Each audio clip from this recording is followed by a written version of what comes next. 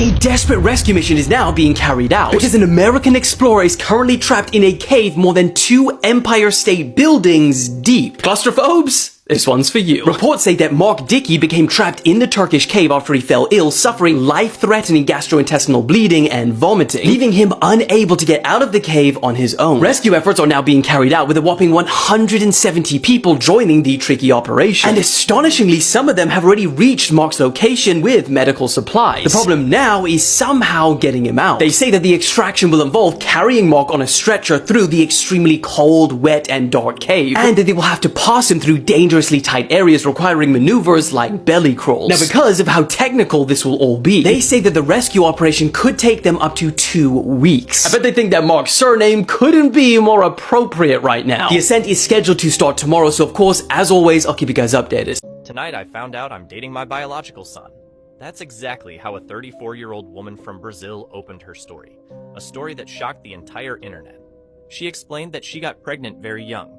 The baby's father was her boyfriend at the time. He was 16. Her parents decided she was too young to raise a child and insisted the newborn be placed for adoption. Years went by. She grew up, finished school, got a job, and it seemed like the past was finally behind her. Then, at a social event in Guyana, she met a young man. There was an instant spark between them, an attraction that felt impossible to explain. They started dating and felt like they'd known each other their whole lives. One day in conversation, he mentioned that he'd been adopted and didn't know anything about his biological mother. She admitted that she'd been through something similar. She had given up her baby when she was a kid. They both laughed it off to cut the tension, but deep down, a creeping sense of unease started to grow. Later, she decided to meet his adoptive family. The moment they stepped through the door, his grandmother gave her a strange look and then said her name. She froze. From that point on, the coincidences piled up by the minute. Dates, cities, circumstances, everything lined up a little too well. Unable to bear the doubt, they agreed to take a DNA test. The result was the kind of blow you don't recover from. The test confirmed it. This young man was her biological son. Unsolved mysteries that will make your skin crawl. In early August 1963, 4-year-old Bobby Pankin and his family went on a hike in Washington State. There was a trail that led down to a waterfall that Bobby's mom wanted him and his brothers to see. And so, she set off down the trail with her 3 boys, and their father stayed behind. As they headed down the trail, it became apparent that not many people ever went down this path. The forest was super dense and it was hard to see where to go.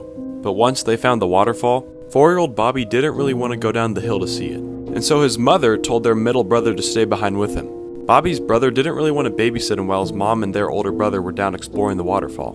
And so after a couple of minutes, he decided to leave Bobby behind and go explore. Their mother was mad, and when they went back up the trail to find Bobby, he was gone. They searched and yelled out his name, but there wasn't any reply. Police conducted a 7-day search for Bobby, and they couldn't find anything. Nothing, not even blood, was left behind. And after almost 60 years, the mystery has never been solved. What do you think happened? This will blow your mind. Did you know the greatest biblical discovery is about to be headline news? The Ark of the Covenant is not lost. This is bonkers because the Ark of the Covenant holds the 10 commandments that Moses got from God. A popular video by Kevin Cash, who dedicated his life to researching this, reveals the biblical backing, which is crazy. So let's go back in time. January 6, 1982, archaeologist by the name of Ron Wyatt says he discovered both the location of the Ark and the crucifixion site of Jesus. He was doing excavation when he found a small cave by which he crawled into. He ended up finding a golden box with a lid that was cracked and a ceiling that traveled upward to the top with a hole in it, with a dark, dry substance on the top of the mercy seat of the ark, by which he fainted upon realizing it was blood. Now, according to the Old Testament law to be fulfilled, the blood of the sacrifice must be sprinkled on the mercy seat. Now, if Jesus was a sacrifice, then according to the law, his blood must be sprinkled on the mercy seat. The devil's gonna be mad about part 2. Like, comment below, follow, subscribe for more.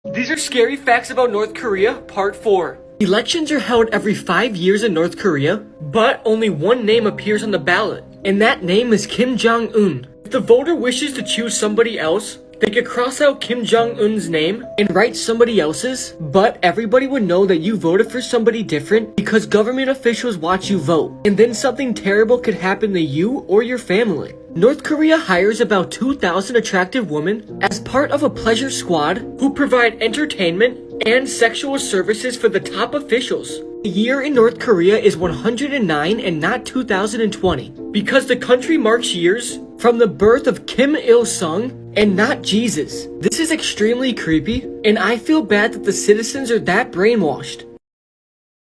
We have some crazy things happening in the world right now. Do you remember when that giant boat crashed into the Baltimore Bridge? The crew from that ship is still stuck in Baltimore 19 months later. They are not under arrest, they are just not allowed to leave Baltimore because there's still an investigation pending. Some of those crew members were already gone from home for months before this, which means some of them haven't seen their families in over 2 years. China and Russia are apparently sending female spies into Silicon Valley to steal secrets from tech workers, even marrying and having children with them. The stock market and job openings have risen and fallen in tandem with each other for decades until 2023. Stocks are up more than 75%. Meanwhile, job listings are down by over 33%. By the way, ChatGPT launched at the end of 2022. There's some weird stuff happening because of AI. Someone told ChatGPT to trade cryptocurrency and it lost 42 out of 44 times, wasting almost $10,000 in just a few days. The amount of offices being built in the United States is about to be taken over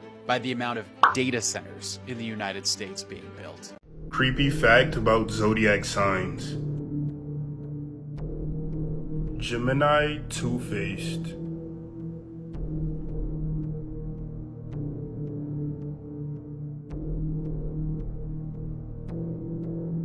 Libra knows how to ruin your day in every way.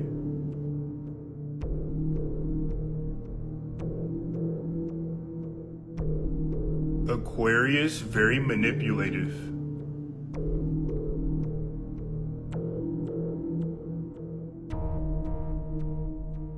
Taurus, stalkers.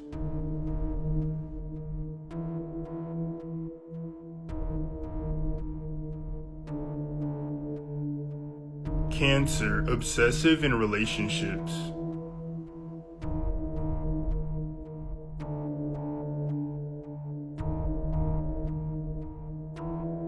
Leo, good liars.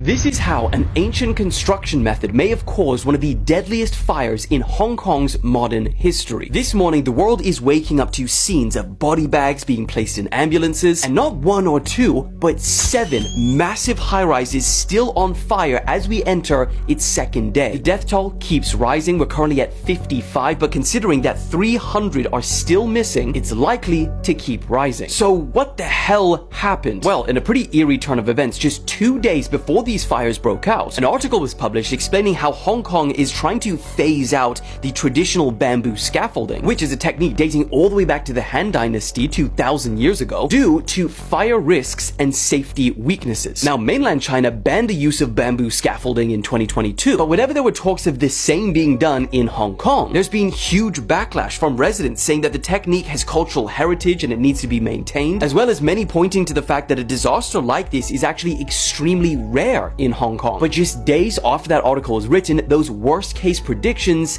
came true. A fire is believed to have started on just one of the building's exterior scaffolding, but due to the bamboo and the mesh wrapped around it being so highly flammable, for example, this is what the building looked like just days before, it spread rapidly from building to building until 7 out of 8 apartments in the Wang Fuk Court complex were completely engulfed. People were trapped, screaming for help on top of the buildings, and firefighters couldn't even enter. It was burning so hot. Now, today, police have arrested 3 men from the construction company for gross negligence and manslaughter, saying that the protective mesh wrapped around the bamboo might have not met fire standards, but also that some windows were sealed with a foam material. And now, yet again, this has ignited a fierce debate. Is the bamboo scaffolding and mesh to blame? And if so, should it be banned or not? A TikToker faked having cancer in order to trick people out of money via a fundraising page. A TikToker from Iowa called Madison Russo was arrested in January this year after faking having pancreatic cancer.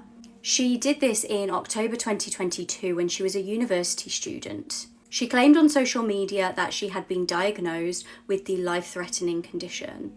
Initially, people believed her, but then medical professionals came forward to cast doubt over her claims. They stated that there were medical discrepancies in her story.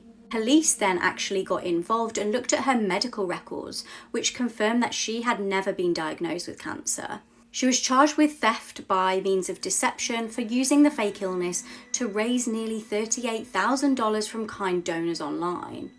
She had set up a GoFundMe in order to obtain money and has now been ordered to pay restitution. She was recently given a 10-year suspended sentence, and the judge ordered her to pay the restitution and over $1,000 fine. She will also have to complete 100 hours of community service. The judge stated that she had taken part in a criminal scheme and that serious crimes must have serious consequences. The judge stated that she had deceived friends, family, her community, other cancer victims, charities, and strangers.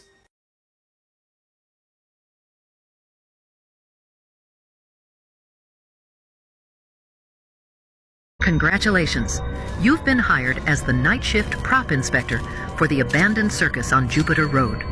Your job? Walk the grounds, check the main tent, and follow the rules, especially rule number 4.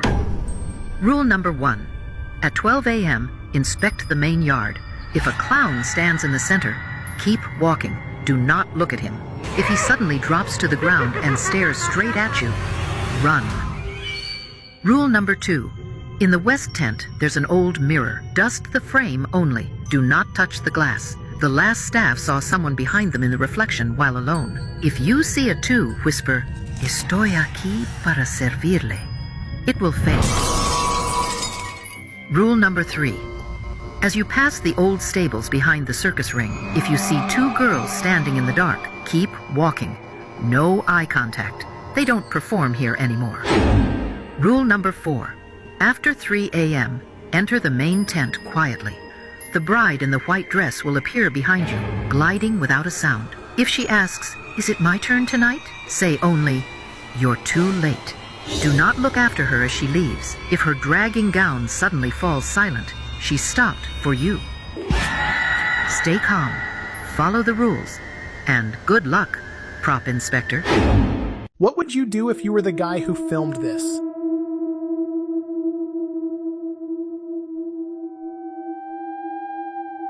A young man was at a fashion shoot for some major clothing brands. On camera is a model who was set to showcase the collection the very next day. But that night, something felt off. It was like something else had taken over. She's smiling, so she's fine, you might think. Not really. She started acting strangely. Her arms seemed to reach out in a weird way, her eyes looked empty and dark, and the smile felt unsettling. He started filming to have proof, just in case this turned out to be the reason the upcoming fashion shoot got canceled. He even asked if she needed help. No answer. She just kept hiding and slipping away. To me, it feels like those skinwalker stories, like a middle phase where it's not an animal anymore, but not fully a person either. Stories about skinwalkers keep popping up online, with more clips every day claiming to show these eerie encounters. So, if you were there with the camera, what would you do? Imagine falling to your death from a roller coaster. I never really trust those T-bars on roller coasters that are meant to keep you in, and now I know that my instincts about them were right. The Superman ride opened in 2000 at the Six Flags amusement park, just outside of Springfield near Boston. Just as a side note, I've actually driven through Springfield near Boston and it's absolutely beautiful. There are a total of 31 Six Flags amusement parks throughout the world. In May 2004, a 55-year-old man named Stanley Mordarski with cerebral palsy boarded the ride. Now, there were reportedly no mechanical defects on this ride, it's just that the T-bar wasn't secured appropriately onto the man's lap. While the roller coaster looped around the track on the final turn of the ride, Stanley was thrown from the ride, plunging to his death. Now, another passenger actually noticed that the T-bar had come loose and saw him lurch out of his seat and tried to grab him down. A report after Stanley's death identified that if the staff member in charge had noticed that he wasn't secured in properly, then this could have been prevented. The report recommended banning the use of T-bars as a primary method of restraint. The ride was shut down following the incident.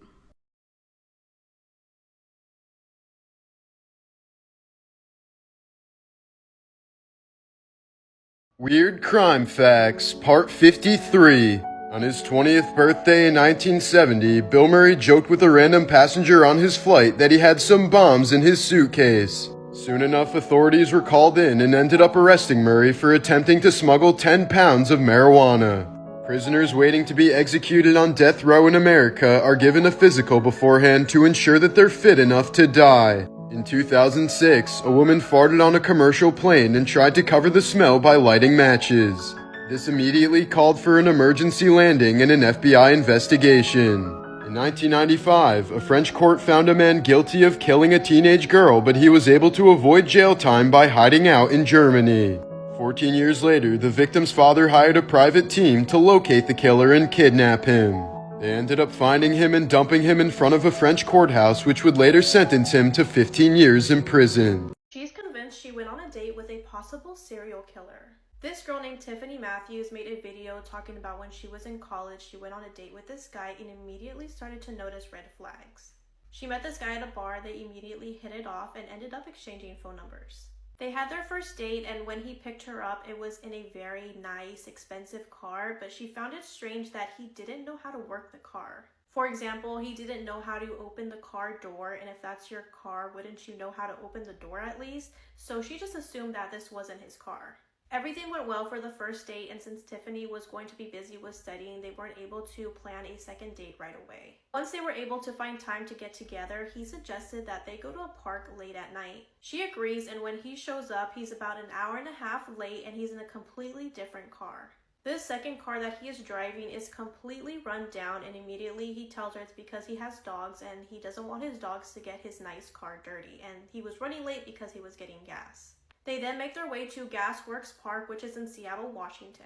While on this date, Tiffany started to feel very uneasy about this guy because he started making jokes about unaliving her and told her that he was so excited to see her that he wore 2 different pairs of shoes. This park that they were at was very secluded and obviously very dark since they were there at night, and she was feeling very uneasy because he was still continuing with these jokes, so she ended up lying to him, telling him that her dad was a cop and that her roommates had her location, which was true. He replied to her saying, "Well, how accurate is your location?" which is a very odd thing to say. At this point, Tiffany is thinking of any kind of way she can get away from this date, so she just tells him that she needs to study and needs to go back home. Tiffany does not want to go back into this car with this guy and would rather just walk home, but then she remembers that she left her purse in his car, so she has no choice but to go back to his car. When they arrived at his car, she opened the door and grabbed her purse, and she just happened to look up at the gas gauge and it was nearly empty. At this point, Tiffany felt her heart drop because he had told her he was running late because he was getting gas, so now that she knew that he was lying, what was he really doing that whole time? Luckily, right next to this guy's car was another car parked with a couple inside, so Tiffany knocks on their window and asks if she can wait with them until her ride comes because she's feeling unsafe on her date. As soon as that guy saw her talking to the car next to him, he immediately sped off, she blocked him, and never spoke to him again. If you're ever in a situation like this, it's always important to trust your intuition because this could have ended bad really fast. This pedophile is on the run right now in Virginia. Here's what we know. So this man's name is Travis Turner. He was the coach of a high school football team in the town of Appalachia, Virginia. And just a few days ago, Travis disappeared. It's believed that Travis was last seen wearing a gray sweatshirt walking into a forest, but it later came out that he disappeared right as authorities were heading to his home. And now there have been some charges announced, and they're incredibly disturbing. So like I said, Travis was the head coach of the Union City football team. So Travis was the head coach of the Union High School football team, which meant that he spent a lot of time with teenagers, and he was also listed as being a gym teacher at Union High School. And these charges are incredibly dark. So just recently, the state police announced that Travis is wanted on 5 counts of the possession of child pornography and 5 counts of using a computer to solicit a minor, meaning that Travis was most likely caught in a sting operation. That's just my guess. Either way, they have evidence that he was attempting to meet a child for sex and that he was also in possession of child pornography. So yeah, this is incredibly bad, especially since he was the head coach of a high school football team and also worked at the school. But Travis has not been seen for days. Nobody knows where he's at. And I wanted to make this video to broadcast his image to folks, just in case you see a guy who looks like this anywhere near you, so that you can turn him in. So This is something that we see all the time with predators. They always try to go for positions where they are put in close proximity with children. For example, there are so many pedophiles that become teachers. There are loads of pedophiles who become counselors. Essentially, anywhere where you're going to find a lot of kids, you are probably going to find some employees that have pedophilic tendencies. And Travis, if this is all true, appears to be one of those people. So this is an incredibly disturbing story, but I will be sure to keep you guys updated with anything that might happen in this case.